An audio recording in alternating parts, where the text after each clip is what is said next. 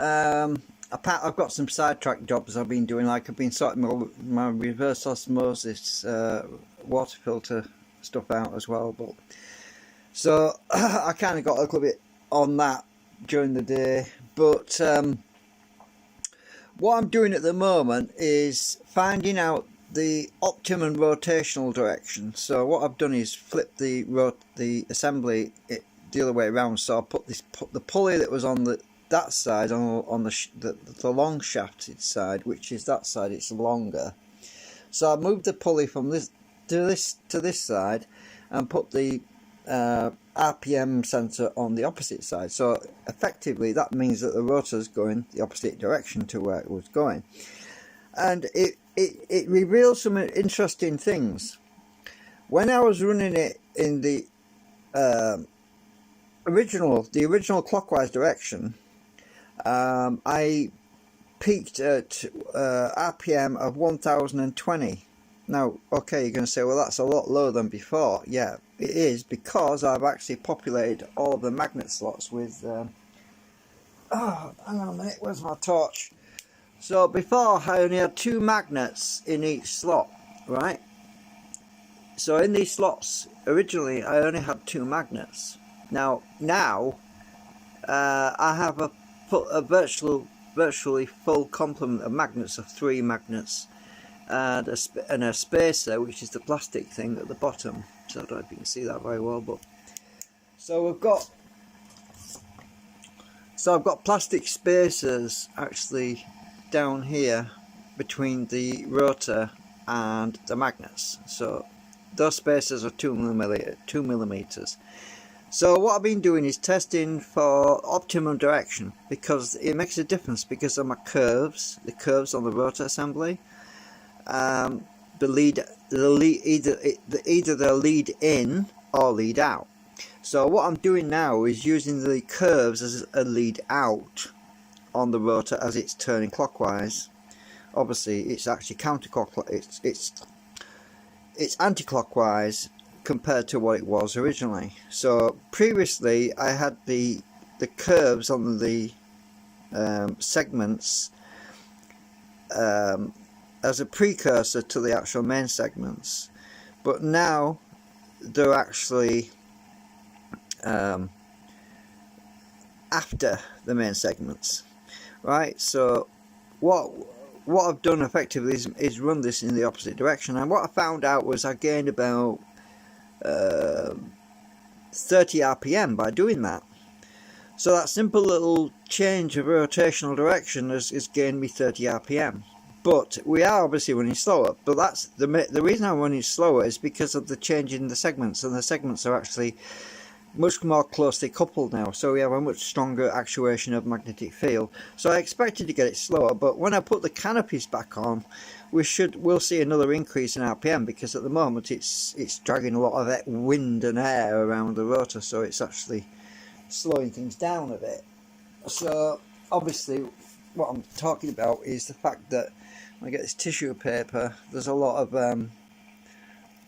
wind blowing things around because it's dragging on the rotor assembly.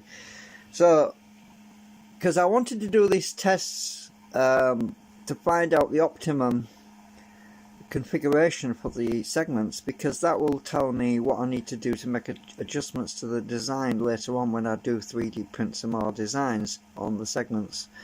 So it helps me to find the best arrangement. So at the moment, if I just get the old segments, let me just see, I think they're over here somewhere. Right now, so what I'm talking about is these segments I took out.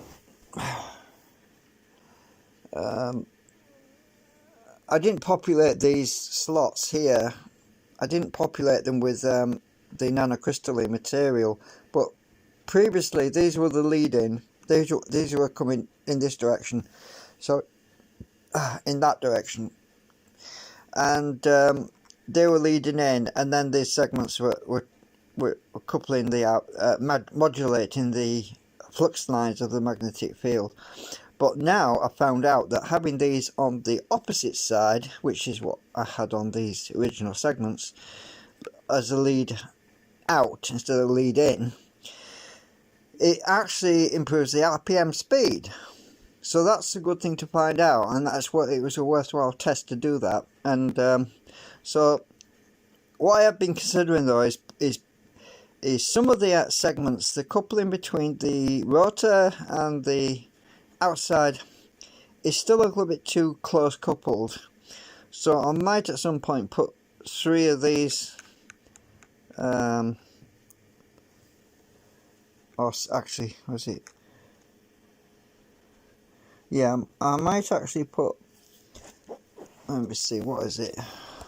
6 of these back in, the weaker ones, because I want to do a test with just these 6, sorry.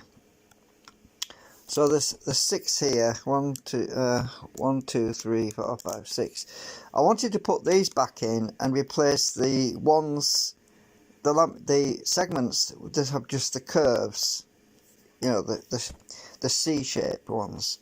So I wanted to put them into, because I think that the C-shaped ones are actually causing me more drag and more slowdown. So at some point I'm going to take out the I'm going to put the coil back on first though, to see what output I'm getting, because I've got to do these static tests with these to really find the optimum configuration, obviously.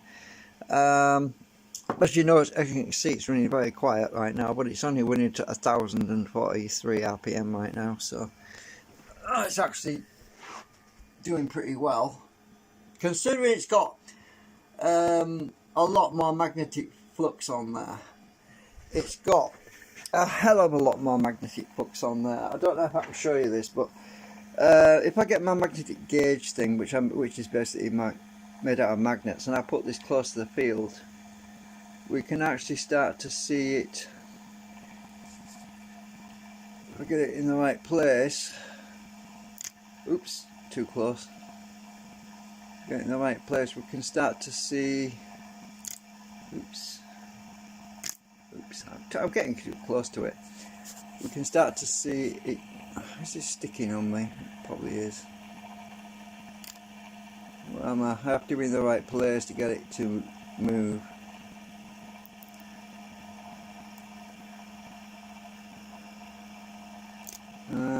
Come on. Where do we need to be?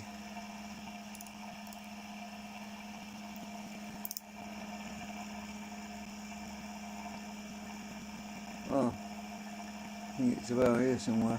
But the bottom one is the traction somewhere down here. This gauge is sticking a bit. Hang on, just check it about a bit. There is some French chalk in there, but sometimes it gets fouled. Ah, right there. Oops, I didn't even catch that on the camera. Right, so if I go down to the bottom one, we should start to pull it in. Is it this? Oh, it's pushing it out there. There's a slight resonant frequency. There's a slight oscillation on there. I don't know if you can see this, but there we go. It's pulling it in there, and it's pushing it out there. So you can see, and it normally wouldn't see that, but because it's vibrating, I can feel it in my hand. It's actually vibrating. The flux lines are vibrating that.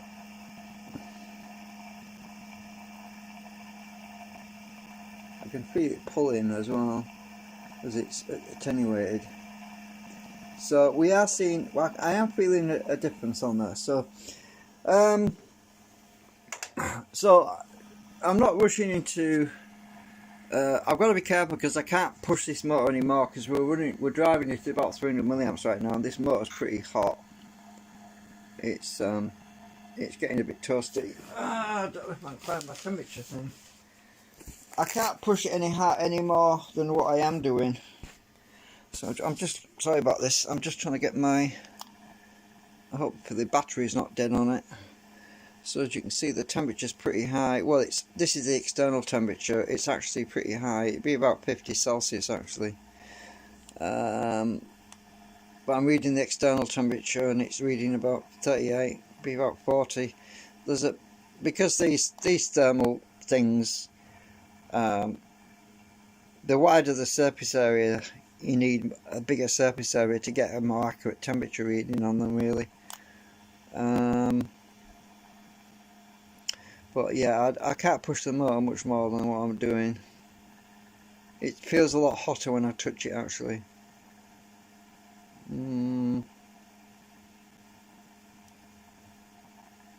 Just gonna peak it. There we go. We've got 40 Celsius there. Yeah. So it's getting pretty hot is this motor, and I can't really drive it any more than what I am doing. It'll be a lot hotter on the commutator. The commutator will be a lot hotter than what the external temperature is. That's what I'm talking about. Yeah. So I'm just running tests, and it is obviously, as you can see from the RPM at the moment, that's not too bad, because I'll gain quite a considerable amount of RPM once I put the canopies on. I'm probably going to do that actually, to do another test without you know, with the canopies fitted, so to see without the friction of the air slowing it down. I need to test that as well. But first thing I was doing really at the moment was, as I said, just finding the optimum direction of rotation for it, because that's the most important thing really. So anyway, just an update on what's going on right now. I'm not doing any voltage measurements right now, but at some point I will do, and I'll come back at some point. I don't know if it's going to be today, or maybe the weekend. We'll see. Bye for now. Oh, I might leave this stream open actually. Yeah, I'll leave this live stream open because then I'll come back. It's pretty short. I can append to it, so I'll drag. So what I've done is I've put some elastic bands on, because you see the ones that are wound with coils, when I wind the coils give back support. That pulls these edges out, pulls these edges outwards, and it stops it curling inwards, catching on the rotor. Well, because these haven't got no back support, I put elastic bands on here now. So what I'm doing, I've acetone treated the inside of this one, and with elastic bands on. Then I put it inside my container to straighten it out again, because it's alright now, but I've got to do the same with this one.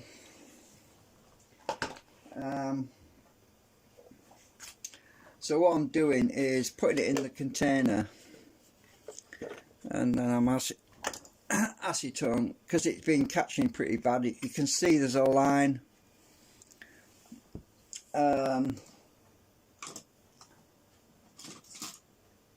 Where's my... If you look at that scoring there along this line, that's where it's been catching on the rotor. And so yeah, I'm going to sort that out anyway. So what I do is the elastic bands are already on, so I just spray the inside with acetone. Now I'm going to leave it in this container like this. Shine it up again.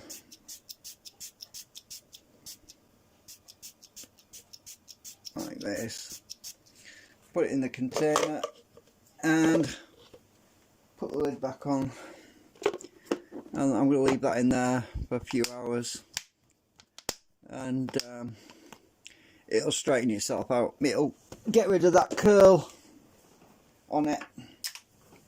So I've had to take the other canopies off. Now what I'm doing at the moment, it's not catching on this one because the coils are giving it back support, but I've just treated this one.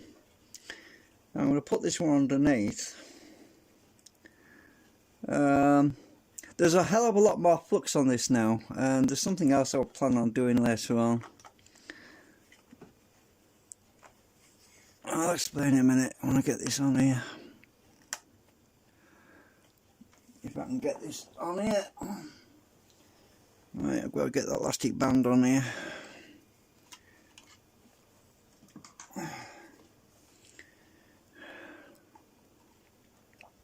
I've been thinking about some new design for the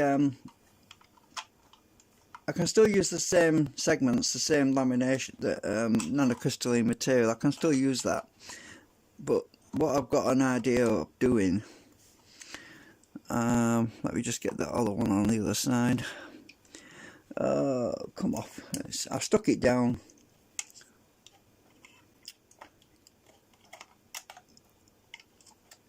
Right, I've got that one on.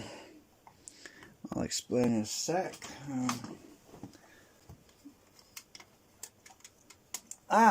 Elastic band's come off. Come off, you bugger. I want it on the top.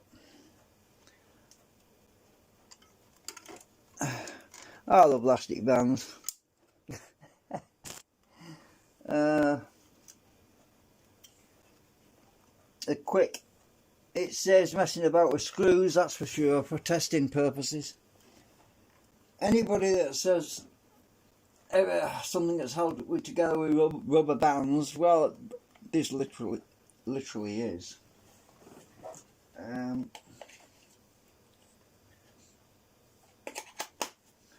But it's quick. I don't have to fat about with screws, and I don't want to mess about with screws. Let's see if it's catching. Oh, it is catching somewhere. Where's that? Actually, it's not too bad. Just realigning slightly.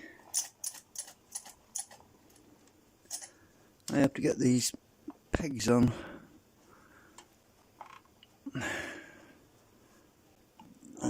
Let's check the other side. Let's check clearance. Can't really see too good here.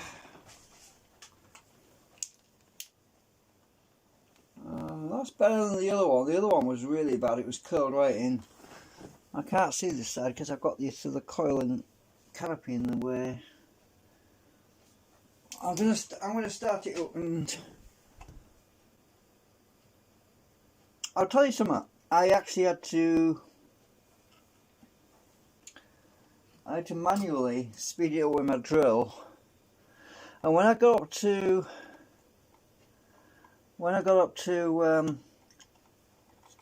1900 RPM with the drill driving it, I actually had 2 volts on this coil. 2 volts at 60 milliamps, but there's a lot of drag on it, so to sort that out I need to redesign the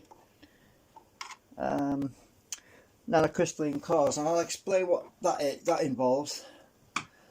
The idea is, if I can find a piece of paper to draw it on, I'll use my black pen.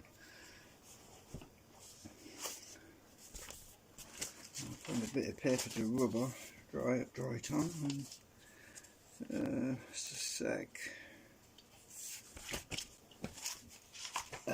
Oh, excuse me.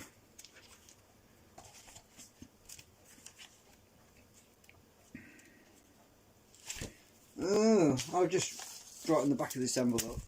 Right, so at the moment what I've got is 2 sets of lamination arrays, like sort of the vertical ones I'm talking about, sort of like this,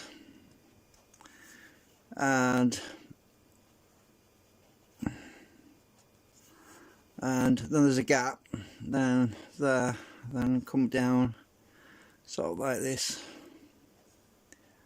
So I've got 2 sets with a gap in between. Now the round, the curved ones, the ones that go like this, the ones that kind of go like that, I'm going to do away with that because it doesn't work so well. The idea I've got now, let's just scrub all that. I think that this will work even better, because when you put two poles from the same magnet, it opposes itself. So what I'm planning on doing is designing some new segments that are like this,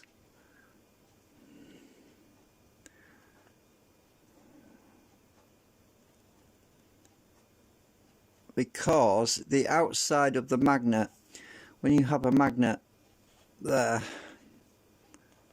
this is the edge of the magnet. Sorry, I'm a terrible drawer. It's because the paper's not flat. So that basically will focus the field to a point in the center, and it will repulse the magnet, and then the flux will travel through to the coil which is on the canopy on the outside there. So I've got this idea of designing them like that. So basically I'll have something similar. So I'm doing something similar to the parallel,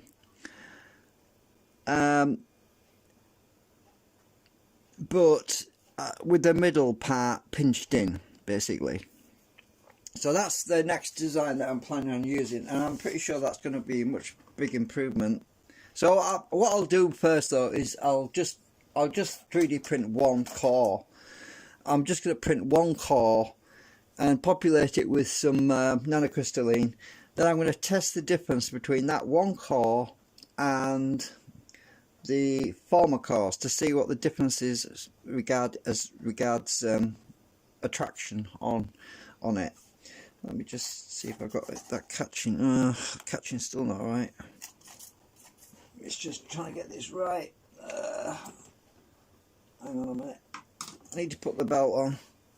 The belt will fix it.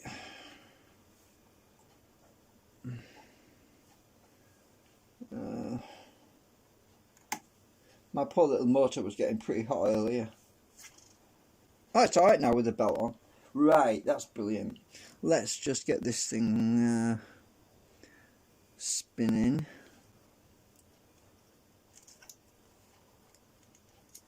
Oh, what's happened now? Something's not working. I pulled the wire off. Uh-oh, yeah. I pulled the wire off. Oh, wire snapped. The reason I'm kickstarting by pushing that is because this thing is slipping a bit. I've got a much stronger magnetic field on there now. So I mean, the fact that I was able to get it up to, well, I was spinning it with a drill. I was able to get up to 2 volts at one point at about 1900 RPM. But unfortunately, that was using the drill to speed it up. I used the drill a little bit to get things moving. Then I'll let it settle because it's just less. It's a bit easier to do it that way. Right, let's try and get this thing started again. Right, I'll use my drill to get it going a bit like this.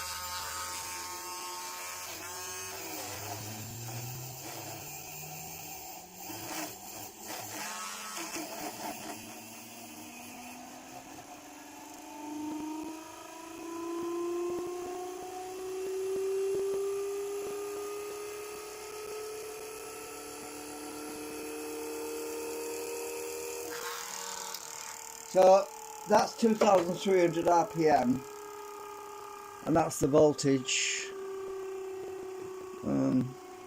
It's dropping obviously because it's not able to sustain that speed with 1600 RPM, 1.22 volts, 1500 RPM. Yeah, this little motor can't sustain that at 7 volts at 280 milliamps input. So I have to deal with this drag problem, which is the next step. 1 volt now, 1300 RPM. So I'll turn that off because I've got my oscilloscope on at the moment across the room, so I'm trying to save my battery on my meter. So I just thought I'd bring you up to speed on what I'm doing with the canopies right now, because I'm just trying to sort the warping out. Now this warping, it was on the bottom canopy. This canopy was really badly warped, and I fixed it just by acetoning it with elastic bands on in the container, and the other ones in the process of being the warpage has been pulled out on it, because as I say, once you wind the coils on it, the coils support it and stop it from pulling in, because it can't, because the wire is pretty taut, you know, pretty tight. Well, it's wound fairly tight, you see. So the wire is actually pulling on these pegs to hold the canopy out slightly. So I have to squeeze it in. I have to squeeze the canopy in a bit to get it to fit on the stator. Well, obviously the canopies that have got no coils on there, there's nothing to support them, so they tend to warp a bit, but they'll be fine once I get wire wound on them. So in the meantime, I've just stuck elastic bands on just to give it a little bit of support. Yeah, that's a lot better actually. We're 1100 RPM right now. I don't know if you can see across the room at the meter. Let's see. Oh, I bet the camera starts switching again. See if I can do this without switching. There we go. 1132 RPM right now. I'm trying to see what it drops to. If I can stay above 1020 RPM, I'll be happy, because with these extra magnets, I put in there, it is breaking it pretty severely. It is slowing it down pretty badly,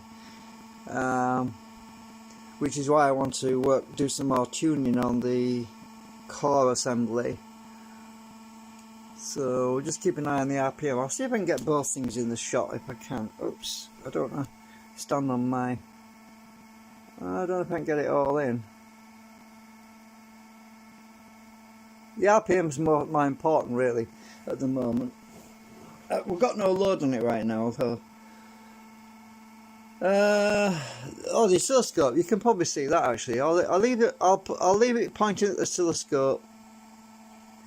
Let's zoom into the oscilloscope. You should be able to see, maybe you can see it, I don't know. Let's try that, hang on. See if I can zoom in more. Oh, there's the RPM and there's the oscilloscope. You probably can't see that too well, I don't know.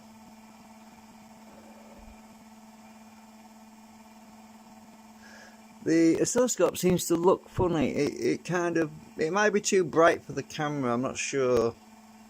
That could be what the problem is. It's a bit bright for the camera. Anyway, we're at 1084. I'm hoping it'll stay above 1020, because with this extra flux, it's going to drag more until I get them cores sorted out.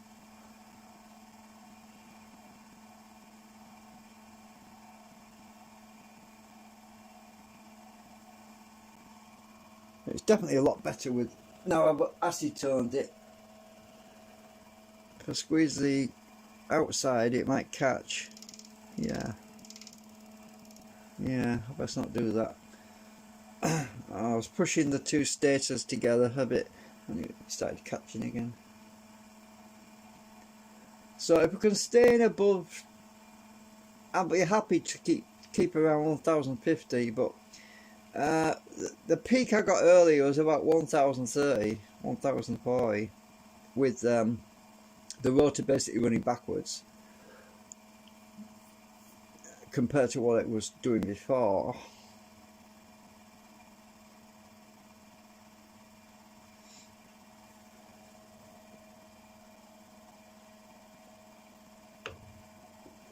I don't know if I can make the oscilloscope more clear. Let me see. Actually, if I tilt, let me just get in the way a minute. If I can tilt the oscilloscope down a bit, you might be able to see it better. Put the legs in. Oh, it might work better like this. Come on, power lead. Just a minute. I don't need to fall over. Right. Can you see that a bit better now? Oh yeah, I think you will be able to see that, but it's at a bit of a funny angle now, but that's better. The digits seem to be showing up a bit better. You can forget about the yellow trace, that's not being connected to anything. We're just picking up background electricity from somewhere on the probe. I don't know where that's coming from, but it's just background noise. But we're on the blue channel. We're about 800 millivolt on the cyclic RMS right now. But we're doing pretty good. We're still at 1046 RPM. It is dropping a bit, but I expected to lose about 500 RPM based on the amount of extra flux I've added, because there's a hell of a lot more magnetic field there that we're having to switch now. And what I'm trying to do is get more magnetic field. Let me just put my pliers on the back of this thing to see if that increases the speed a bit. Well, it didn't drop one anyway. I'll take my pliers. Oh, it's going up now. So when I put these pliers on the back of the rotor assembly, it's doing what I did previously, which is to increase in speed. So let's put them there again.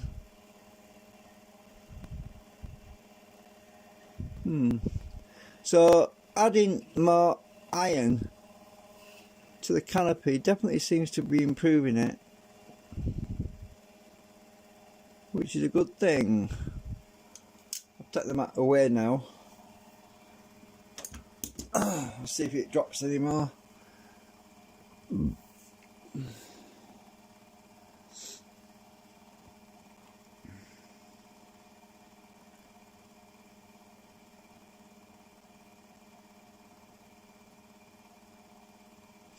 I've been watching a TV show earlier off YouTube, just catching up on something which I didn't realise there was more episodes of it or something, and yeah, pretty cool.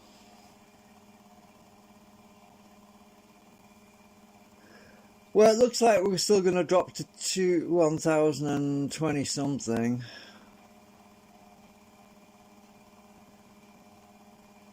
As I said, this little motor starts to get pretty hot after a while because I don't like running it at 300 milliamps, but unfortunately that's where we're stuck at right now. So it's mainly because the current limiting that it's losing speed. If I push more current into this little motor, I might burn it out, and I don't want to do that because it's a brand new motor that I bought off eBay, and I don't want to risk blowing it. I've got a few of these motors, but all the other ones I've got are all second-hand ones. Oh, so we have dropped it to 1020. Can it sustain that? It might actually go back up again, because earlier on when I was doing some tests, it started to settle about 1020, and it started to pick up a bit.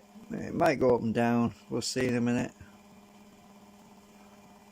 It's definitely not catching right now, which is a good thing.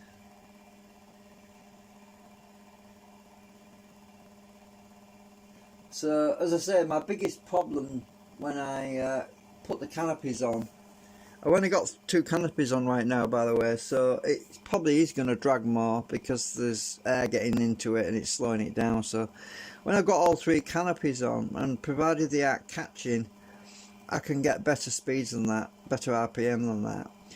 But at the moment, I probably do expect to lose a bit more RPM because I've only got 2 canopies on, because the other one's in the acetone bath, vapor bath at the moment, and I'm going to leave that in there for a few hours so that it straightens out, gets rid of them curls, those warps.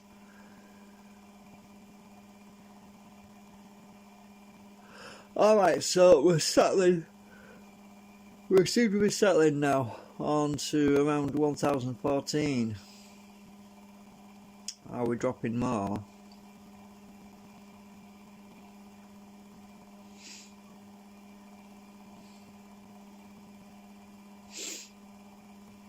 I'm going to end the stream tonight anyway once I've finished this particular live stream, because it's going to be, I don't want this live stream to get too long. I just wanted to finish it off really. I mean, it's 20 past 1 AM right now. It's pretty late and I'm getting tired. We're at 1010. Right, 1010. We're still dropping. I can't complain though, because we're only running with 2 canopies on.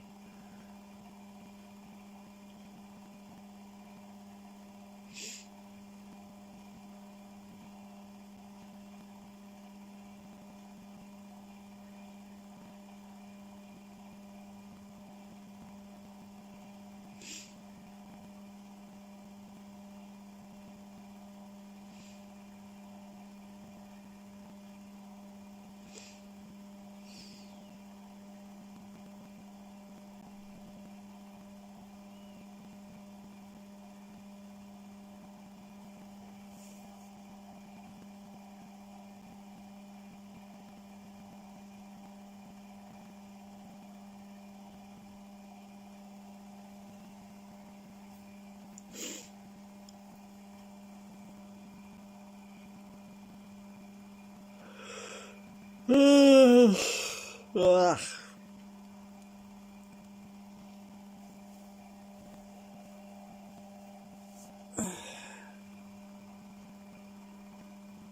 Oh, we're going back up again.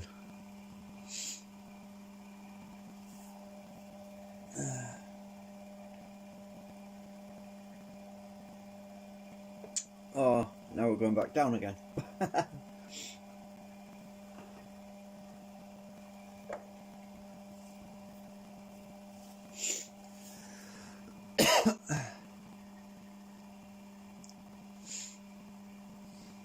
If I change out those C-shaped laminate cores on the segments and put the standard vertical ones back in, which I think I'm going to do, I'm almost certain I'm going to gain a bit of RPM again. Almost definitely, because for some reason the C shapes tend to create more drag. I was hoping they wouldn't, but you don't know until you try, do you? I mean, the trouble with magnetic flux is it reacts. You've got so much stuff going on with the magnetic fields. It's difficult to envision it, you know, to actually understand it, because it's happening at such a high frequency. The frequency that's been generated by this at this speed is 190. It's around 200 hertz. Because there's 12 actuated cores moving through the coil. We get that higher frequency even though the RPM's pretty low.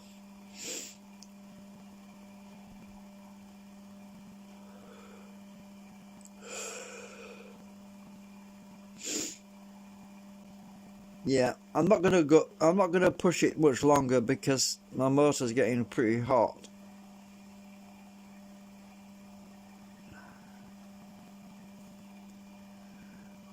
The main reason I'm testing it right now is just to make sure I've got sorted that catching problem out on that other canopy, and I seem to have done. I think one of the cores on the rotor is catching, it's sticking out, so I need to go and file that down as well. Not sure which one's doing it, but I'll figure it out. I'll probably see some bits of plastic stuck to it.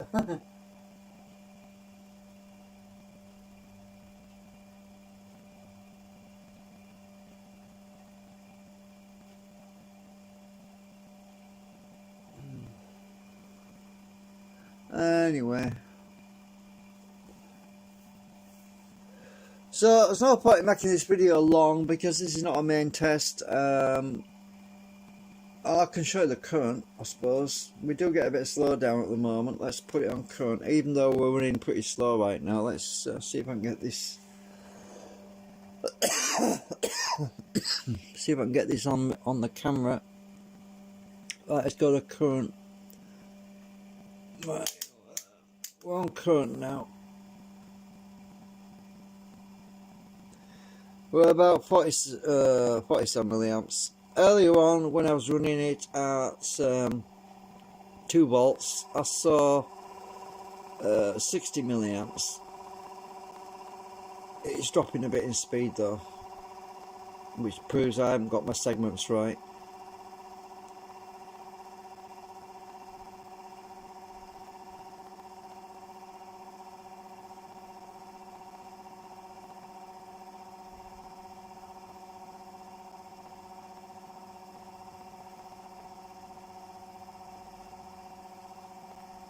So we lost quite a lot of RPM there. Anyway, we're back on volts.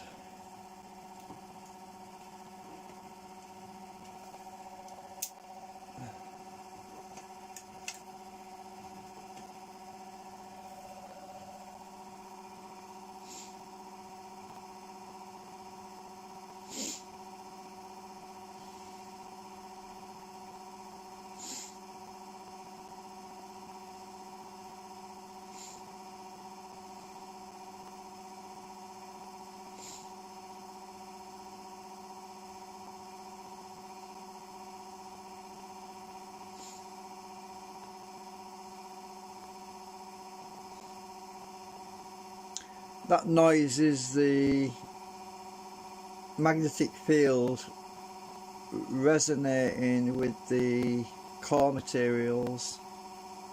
It creates this, it's weird actually, it does this at different various speeds. It seems to have a harmonic with the core material,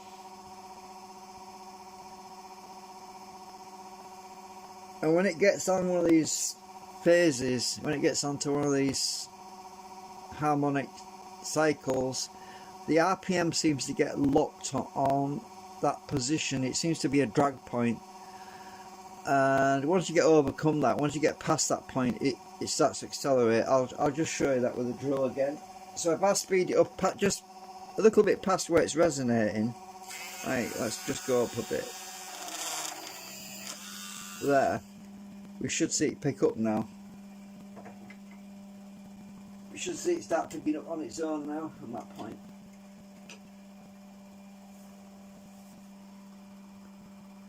It's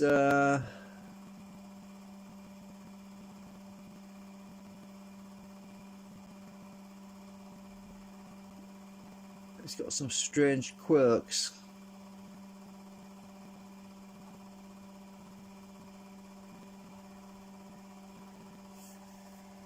It's actually not picking up much at all right now.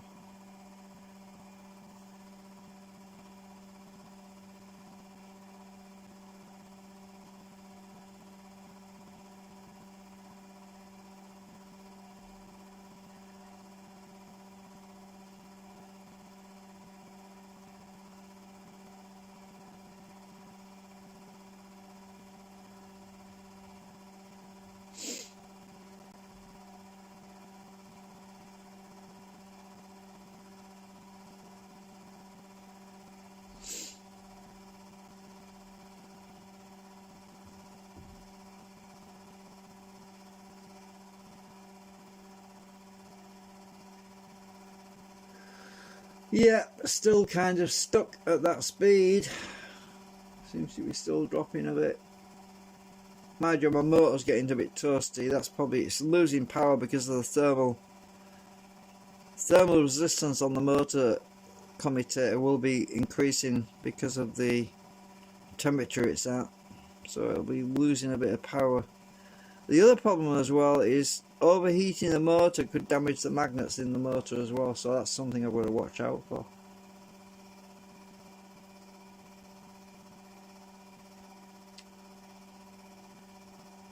And it could become less efficient, so I've got to call it in a sec. I don't want to run it too much longer. Yeah, I'm going to turn it off now.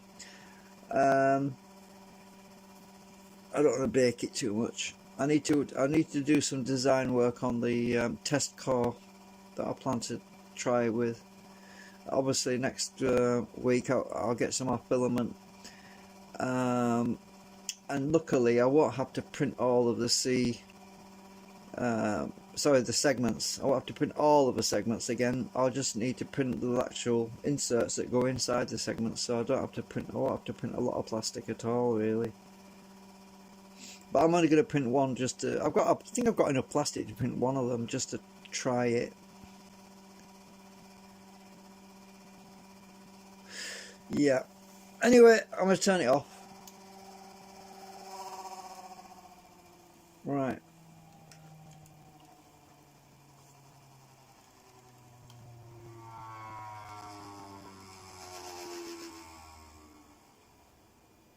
So, thanks for watching.